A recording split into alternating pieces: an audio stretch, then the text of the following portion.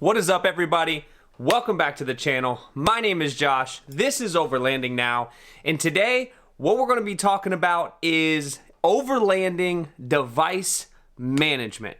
If any of you guys have gone on an overlanding trip and you're anything like me who loves gadgets and gear, you have all of your gadgets and gear that are just strewn all over the place. And what this video is about is the best solution that I have found so far to manage all of my devices that I use while we travel. And in this video, we want to talk about the different types of action cameras, but more importantly, the phone mounts, the iPad mounts, the Garmin InReach mini mounts, all the mounts that we use currently on the JL that I also am transferring into the JT. So we will have two identical setups because, quite honestly, I don't know if there's a better device management system than what I got going on. So if you guys haven't already, subscribe to the channel so you can come along for the adventures, and let's hop right into our first device.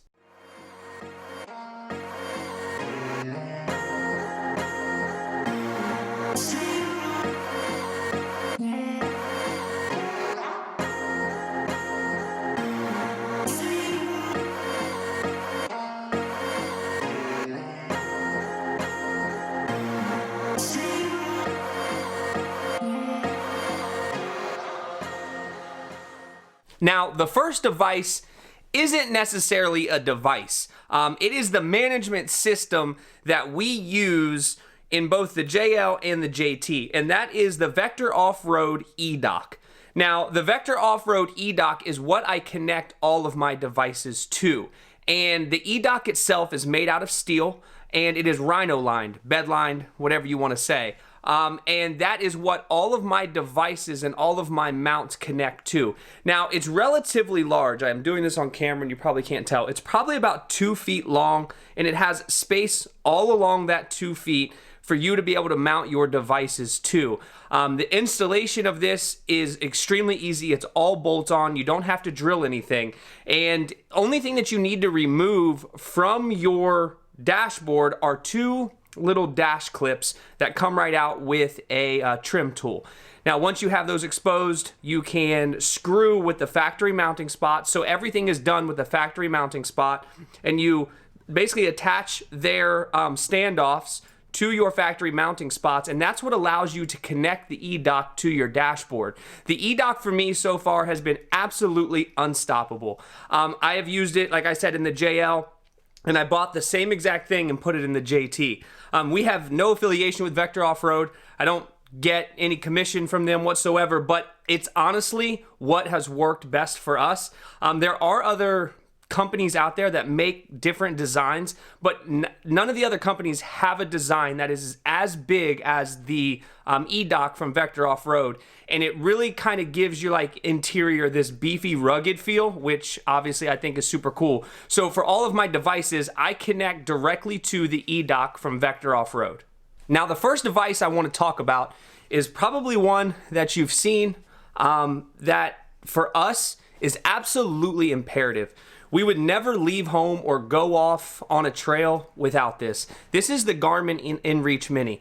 Now, the Garmin InReach Mini is a two-way satellite communicator. Not only does it track you wherever you go, it can display directly to Gaia GPS, and I'm sure it works with other GPS systems. I don't use anything but Gaia, but the Garmin InReach Mini is absolutely the most important thing that we travel with, because if anything were to happen, I have the ability to contact help no matter where we are, and if we got to get a life flight, we got to get a life flight.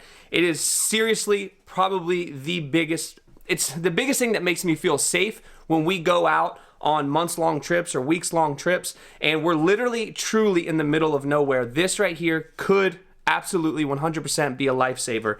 Now, the mount, so the Garmin InReach, thing's hard to get off. So the Garmin InReach is one component. Now, the mount that we use is a RAM mount. Now, this RAM mount is specifically designed for the InReach Mini. So the RAM mount has a 20 millimeter ball, I believe. I'm pretty sure it's all of these balls are 20 millimeters.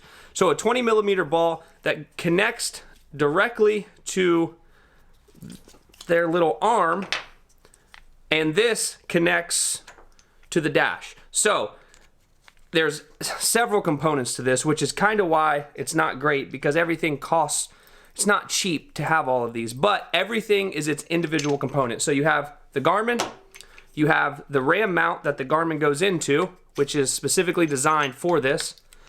Then you have the arm itself, and then this is what connects to the EDOC. So these are 4mm bolts that connect directly to the EDOC. So everything sits on the EDOC like that. So this right here is probably one of the top pieces that I would never go anywhere without. All of these links are in the description. If you're looking to buy some new mounts or you're looking for some new ideas, put them in the description so you can take a look at them. But this right here is a must-have. So the next device mount and device I want to talk about is the iPhone. So this is what I have. I love iPhones. I love Apple. I have so much Apple products. I wish they would pay me. But so my iPhone is what obviously everyone, and even if you're not on an adventure, you're just driving, having access to your phone is obviously super important. Now what we use for our iPhone is the 67 Designs device mount, I believe is what it's called. Now this thing's pretty durable, I'm gonna be honest with you. And the way your phone connects into it is just like that. So literally this is connected to your EDOC. Now the arm for the 67 Designs mount is an additional cost. So I'm gonna show you how these things come when you purchase them. So you purchase this, which is just the device holder itself. And these things are not cheap. But I found some cheaper options, and I'll put the link to the cheaper options in the description. The cheaper ones is what I'm going with in the JT, because I mean, this whole setup, after everything was said and done, was pretty freaking expensive, and I'm not doing that again because I already have most of what I need. But I can't take my wife's device mounts or phone mounts because she'll kill me. So this arm is separate, and this is the same thing as the RAM mount, but it's a 67 Designs version. And this is what connects to your device mount itself. I don't feel like doing this. And then once you got that, just put your phone in there and it holds your phone. Now, 67 Designs also sells the mounts that are similar to the RAM mounts that go onto the Vector Offroad EDOC. You don't, oh, my phone's trying to call the cops. Would not have been great. So you don't need specifically 67 Designs mounts, or you don't specifically need RAM mounts, but they're the same concept and they're the same design. RAM is honestly cheaper. 67 Designs is like nicer because this is plastic and this is metal. I don't know, whatever you're into, but I like to go with the most durable product that I can find, but at the same time, oh, I dropped it. It costs too much money. So that's the whole setup for the 67 Designs phone mounts. Now we have two of those, one on either side, driver and passenger phone, obviously. And so far they've worked great. We've had a little bit of issue with this rubber coming off, which is extremely annoying when it gets hot. I mean, it's just glued on there. You think they could have done something a little better for the price that I paid, but whatever. There's the cheaper options, and I'll put these options in the description as well if it's something you're interested in. The next piece of equipment that we always have with us when we travel, no matter where we're going pretty much, it's kind of always in the car, but it's not always connected, is the iPad mini mount. Now, the iPad mini mount, what I have on here is a 67 Designs arm, and I think this is a 4-inch or 6-inch arm. They come in different sizes, so you can kind of spread your stuff out and bring it off the EDOC, but this is a 67 Designs arm. And once again, I'll put this in the description, but there's such cheaper options out there outside of 67 Designs. When I bought all this for the JL, I just kind of bought everything at once because it was kind of like a package and it was super convenient for me to make sure I was getting exactly what I needed. Now that I've done more trips and I know more, I mean, I'm not going to spend that much money on that again, but it connects the iPad to a RAM mount. And the RAM mount is super cool. I don't know if you can see that very well, but the RAM mount is super cool. And this is for any smaller tablet with a case. So obviously I have one of those life-proof cases on here. I think that's what it is. But you just put it in here and it slides over and it holds it just like that. So what I use my iPad mini for is all of my trail management stuff. So every time before we go on a trip, I go and I kind of plan a route, but I also plan like sub routes because I know if I see like a bird, I'm like, oh, there goes a bird, and I'm following the bird because I have ADD a little bit. But I plan everything, and everything I download to my iPad, and then my iPad hangs out in the Jeep, and I can see all my trails that I plan on going. I can see everything that's around me that maybe I want to go, and it allows me to kind of go when I want, where I want. So this whole system right here is also super important because there's no way to import this data into your infotainment system to where it would be right there, which would be really awesome if that was a capability. But having the iPad mini allows me to have all of my routes, everything planned. I can see where I'm headed. So this little piece of equipment is really awesome.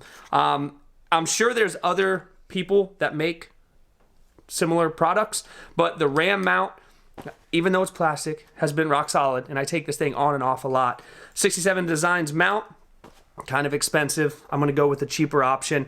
And then on the back, you have a 67 Designs mount for the RAM mount, which I know sounds crazy, but I had to get a 67 Designs mount for the RAM mount for the iPad with a 67 Designs arm. So you see why I was confused in the beginning, and that's why I just bought everything in one big package, because I was like, this is extremely overwhelming. I just want to attach stuff to my Jeep. Well, hopefully this will help you out when you're making those decisions.